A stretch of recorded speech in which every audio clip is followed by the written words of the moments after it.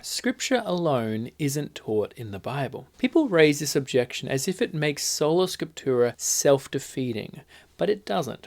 If we were living at the time of the Old Testament prophets, or Jesus' day, or the Apostles' day, we should listen to these men as they taught God's truth. Now, we aren't in that circumstance today of having any of those inspired men walking among us, so we are left with going to their writings, which is the pages of the Old and New Testaments. We don't need a specific verse that says, in times when there's no apostles or prophets, then read their writings and live by them without elevating any uninspired teachers to the same level as the scripture itself. We don't need that. Why? Because common sense and scripture's implications clearly show this. Jesus said, "Man shall not live by bread alone, but by every word that comes from the mouth of God." So we are told what we should live by. What God says. We're not told that we should live by what fallible man says. Now, the burden of proof is not for me to have to prove that the Pope or a church council or your feelings are not on the same level as the Bible.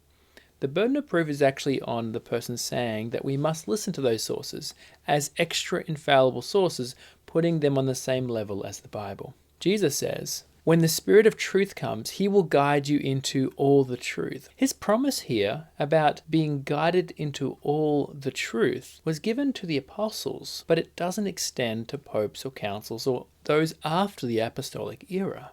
So then, in the absence of anyone being able to prove that we must listen to popes and councils as infallible sources, what are we left with?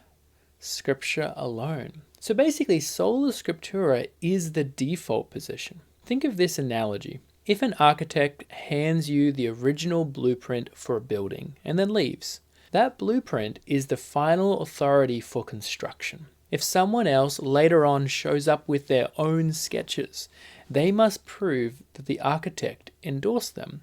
If they can't, then the original blueprint stands alone.